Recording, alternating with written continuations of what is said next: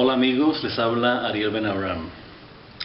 Bienvenidos. Vamos a referirnos hoy a un tema que no tiene mucho que ver con Torah, pero que es interesante, y es el origen hebreo, por llamarlo así, de el cante jondo flamenco español. Cuando decimos el origen hebreo, varias personas, varios estudiosos del tema han señalado que el cante flamenco tiene esencialmente dos influencias primordiales, que son la influencia musulmana y la influencia hebrea, pero el cante jondo en particular, ellos señalan que se deriva de el canto judío sefaradí, que vamos a escuchar, vamos a ver ahora inmediatamente una demostración que nos van a dar un par de amigos, Yossi y Moshe Eliao, de acá de la sinagoga a la que su servidor asiste diariamente. Ellos realizan el rezo judío, especialmente en Shabbat, de la manera como hace varios siglos lo hacían comunidades sefaradíes en la cuenca del Mediterráneo, incluyendo obviamente la península ibérica. Entonces vamos a apreciarlo y después nos referiremos un poco más al tema. Mientras tanto, que lo disfruten. Kadosh, Kadosh, Kadosh, Adonai Tzebaot.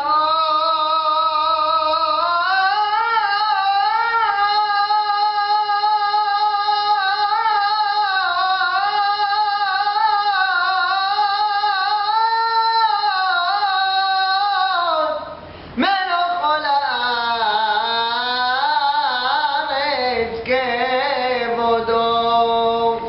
כבודו מלך עולם,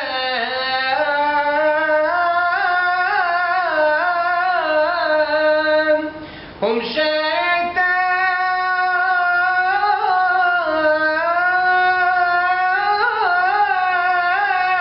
שואלים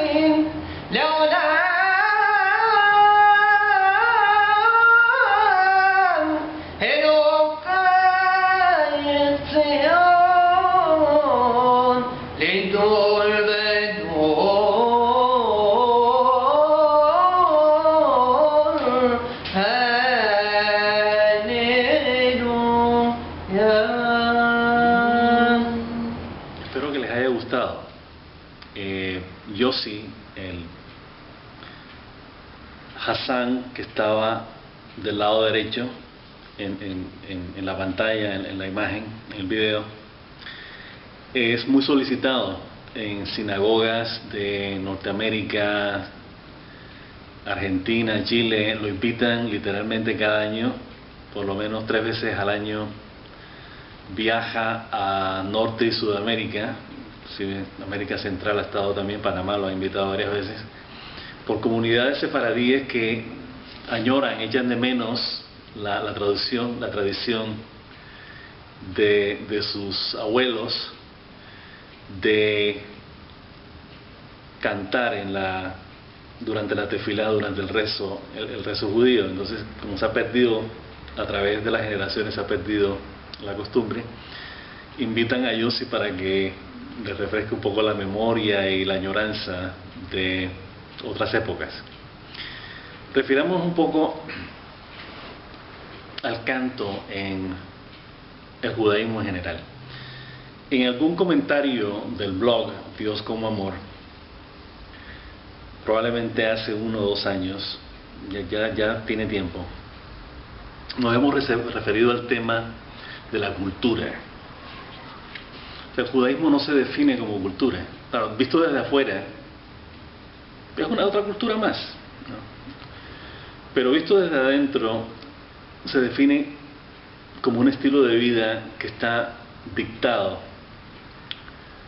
definido, señalado por la Torá, que en este caso es la palabra del Creador. O sea, nosotros somos como somos, como lo define la Torá, que a su vez es como el Creador quiere que nosotros seamos. Esa es la definición. Entonces, claro, visto desde afuera, o definiéndolo desde un punto de vista académico, antropológico, cultural, filosófico inclusive, el judaísmo se puede ver dentro de la concepción de cultura que tienen las otras naciones, los otros pueblos. Sin embargo, ¿por qué no es cultura? Esa es la parte esencial. Sí, bueno, de todos modos, la antropología define que un estilo de vida es cultura, etcétera, etcétera, creencias y costumbres, tradiciones, forman parte de lo que es la definición de cultura. Sí, ya lo dijimos antes, no es que entremos en contradicción con esa definición. Esa es la definición que hay académica, la aceptamos, no hay ningún problema. Pero visto desde adentro, desde el punto de vista del judaísmo, nosotros no somos una cultura. No somos. Vamos a probarlo. Probarlo no, vamos a dar argumentos que contrasten la definición antropológica, académica, ¿no?, de lo que es cultura. La cultura normalmente encierra expresiones. Algunos definen como artes, ¿no?, escultura, pintura, danza, drama, música, etcétera. Hay otras cuantas que se nos escapan, pero esencialmente poesía, esencialmente más o menos son esas. Dicen que son 7, etcétera, etcétera, las 7 musas, etcétera. En fin, no vamos a entrar en un detalle minucioso de cada una de esas expresiones de la cultura. Esas expresiones no existen en judaísmo. O sea, nosotros no esculpimos, no pintamos, no hacemos teatro, danza. ¿Por qué? Porque esas expresiones corresponden a las naciones, no corresponden al judaísmo. De hecho, el Talmud las define como expresiones de la cultura helénica, expresiones helénicas. De hecho, usan el término helénico, no dicen griego, porque derivan, o fueron definidas por la cultura helénica. Entonces, ¿qué pasa?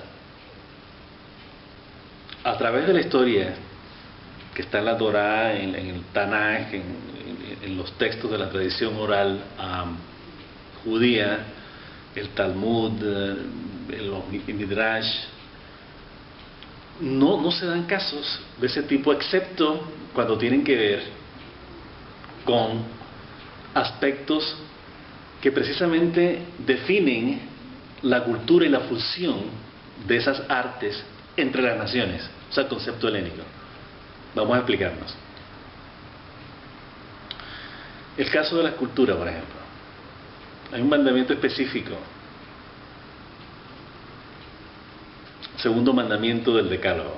No harás esculturas talladas, no, figuras moldeadas, porque yo soy Hashem, yo soy el Creador. En otra palabra, no vas a tener ídolos.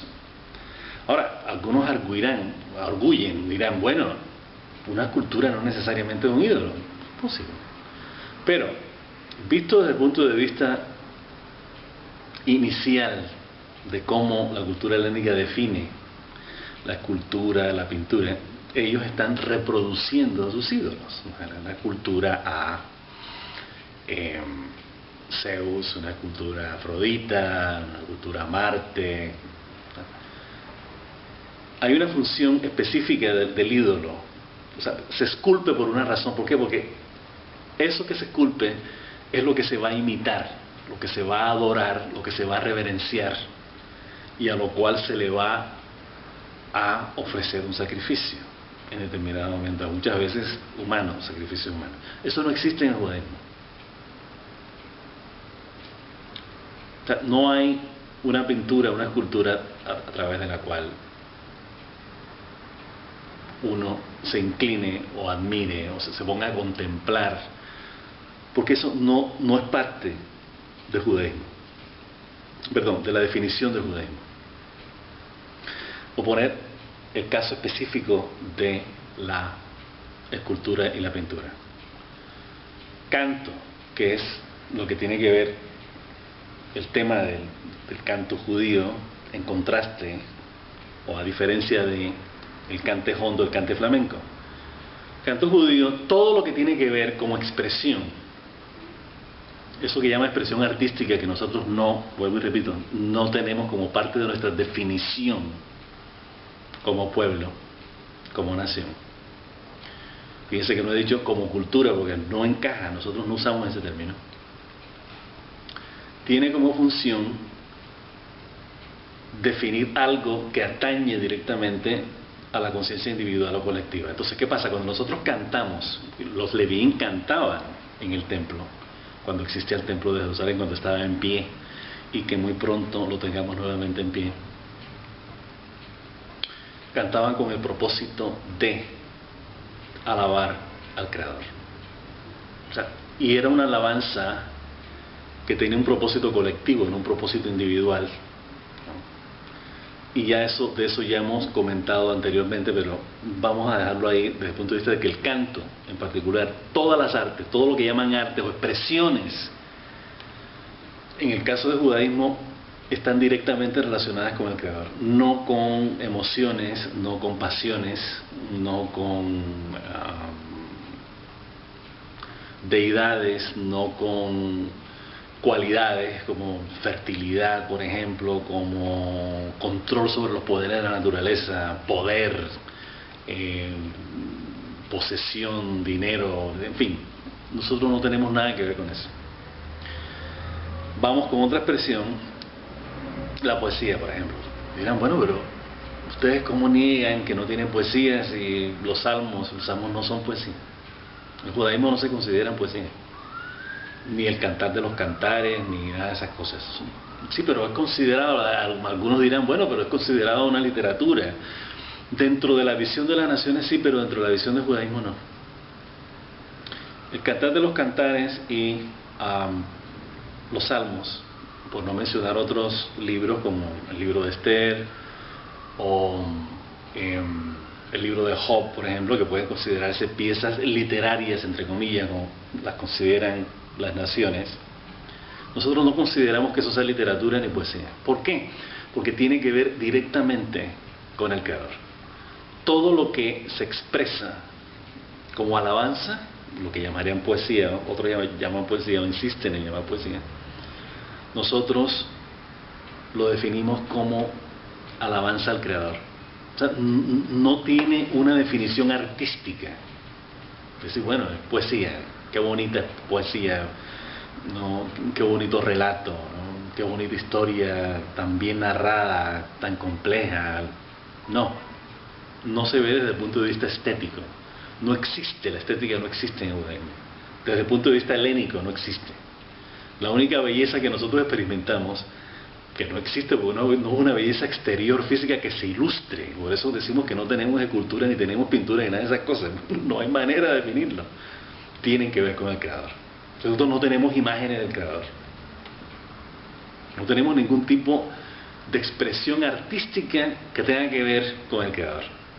Y por consecuencia que tenga que ver con una deidad. Hasbe Shalom. O sea, nosotros no somos idólatras.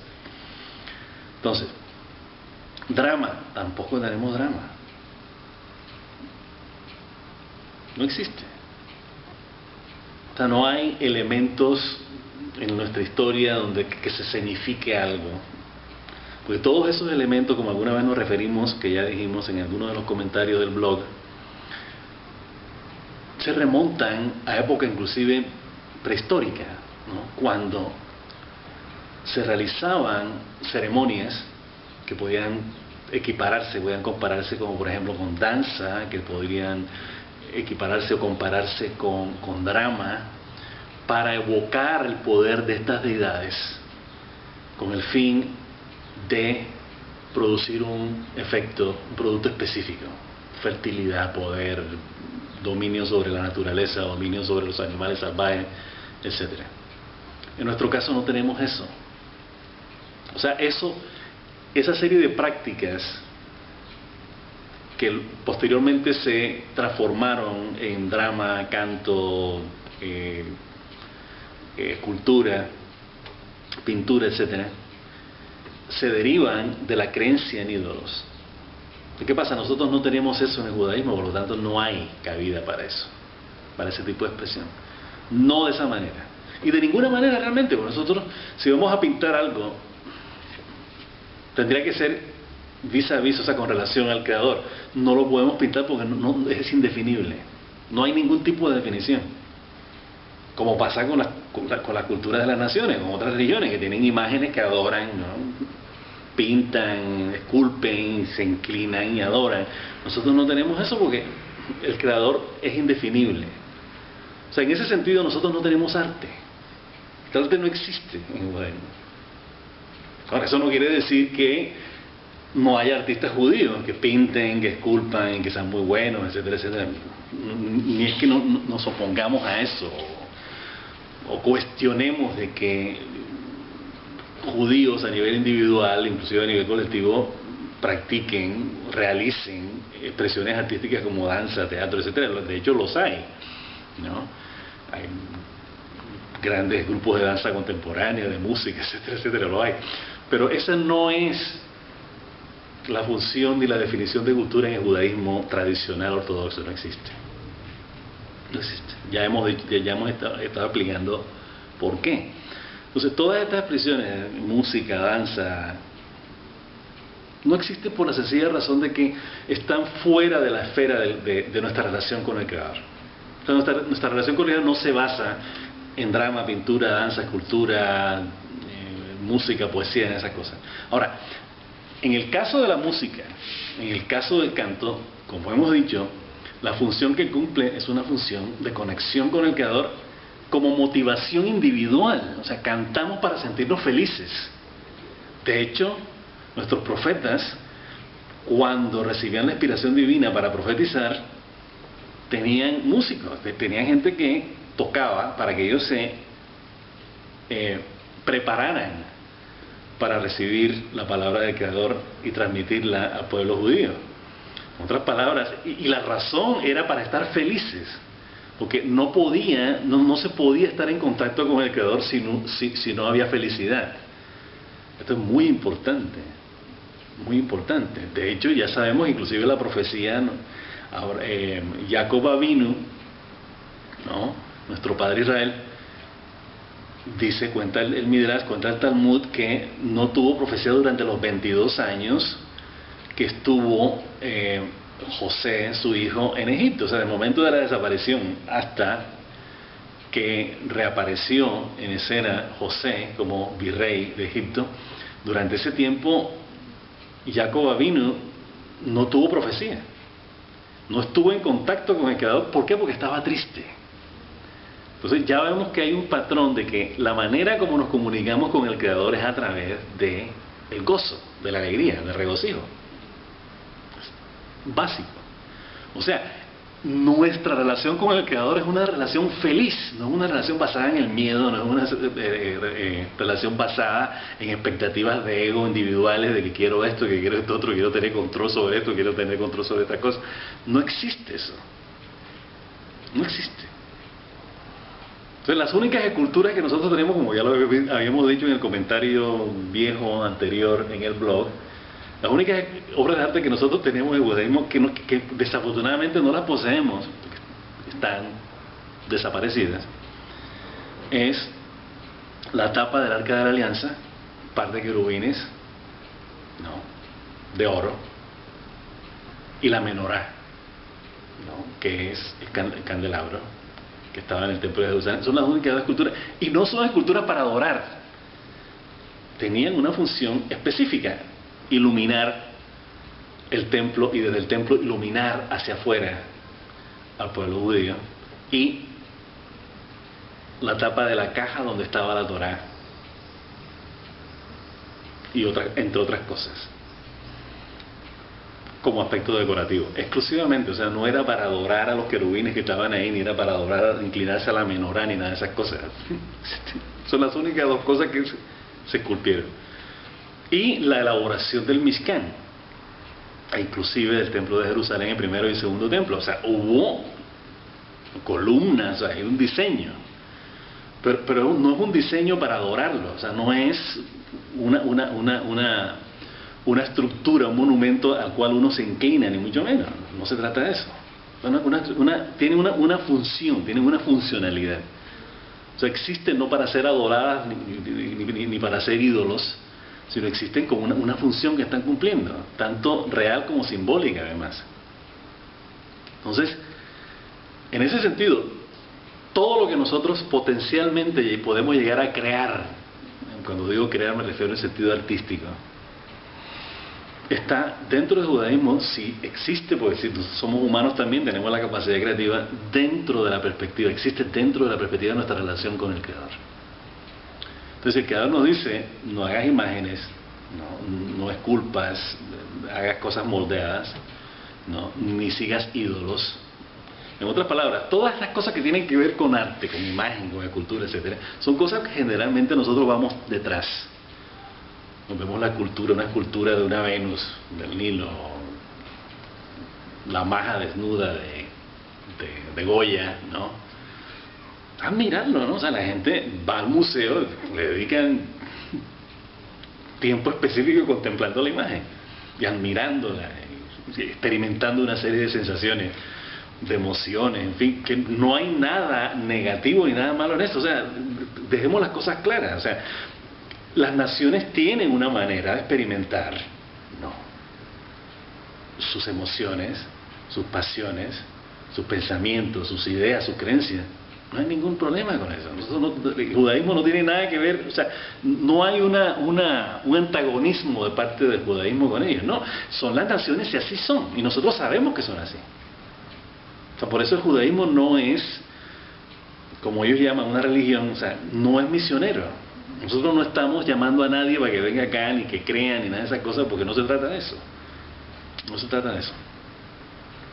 Entonces, cuando la tradición sefaradí del judaísmo canta la tefila, o sea, viene en un acto de canto, de alegría, de alabanza al Creador, en ese contexto se canta, y eso fue lo que oímos con estos dos caballeros, Yossi y Moshe Eliyahu.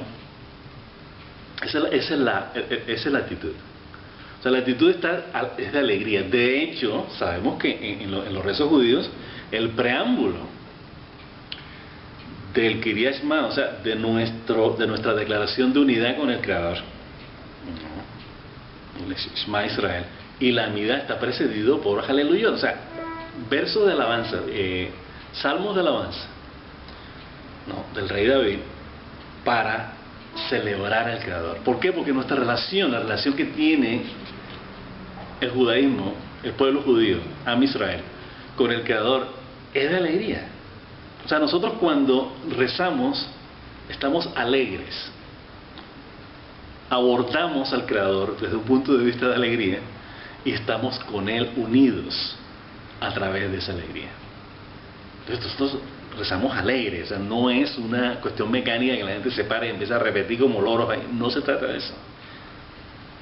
Cada verso de alabanza tiene una función específica y esa función es compenetrarnos profundamente, paso a paso, hasta que llegue un momento en que estamos frente al Creador, estamos literalmente unidos en su espacio, unidos a Él. Y de hecho es una experiencia colectiva, no es una experiencia individual. O sea, la diferencia del rezo judío con relación a rezos de otras religiones, el rezo judío no es individual, no existe. O sea, es individual en el sentido de que individualmente, como individuos, cada persona reza, pero lo hacemos colectivamente. Todas las bendiciones que tienen que ver en el rezo judío son colectivas. Nosotros, no hay yo por ningún lado. Cuando nosotros pedimos a nombre de la colectividad, pedimos a nivel individual, pero a nivel individual como pueblo, como parte de un colectivo. Y ese beneficio individual tiene que tener como consecuencia, como resultado, producir un bien colectivo. O sea, no es un bien exclusivo de la persona. La mujer reza porque quiere quedar embarazada, quiere tener familia. Eso es para beneficio de la comunidad. No es un beneficio personal de ella. Bueno, ahora ya tengo hijos, tuve gemelos, feliz soy, ya me hiciste feliz. No se trata de eso, porque eso sería una aproximación individualista y egoísta de la tefilá, de la oración. En el judaísmo eso no existe. Cada cosa que pedimos tiene que redundar en el bienestar individual y colectivo. No pedimos en detrimento o a expensas de otros. Eso no es parte de la concepción ética del judaísmo. Entonces, ha valido la pena aprovechar, ¿no?, la presencia de estos caballeros que cantaron parte del rezo judío de Shabbat para dar pie a esta conversación sobre lo que es el arte, sobre lo que es la cultura, visto desde el punto de vista de las naciones y visto desde el punto de vista del judaísmo. Pues vale la pena que tengamos eso claro y podamos entender y poner en contexto la función que tiene el canto en el rezo judío y la función que tiene el canto en las naciones, en las otras naciones, ya sea desde el punto de vista religioso o desde el punto de vista de diversión, desde el punto de vista de esparcimiento, en fin. Ya hemos aclarado la diferencia, ya nos hemos referido a ella y esperamos que, como buenos judíos que somos, empecemos a reflexionar sobre todo ese potencial creativo que tenemos nosotros en relación a nuestra conexión con el Creador. Esa es la función que cumple la creatividad en el judaísmo.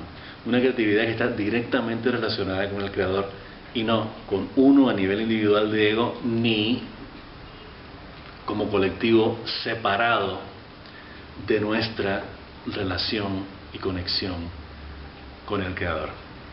Espero que les haya gustado la presentación de Yossi y Moshe Eliao y espero que en otra oportunidad nos refiramos a otro tema que tiene que ver con la identidad judía y con nuestro propósito como pueblo, como individuos y como nación en este mundo.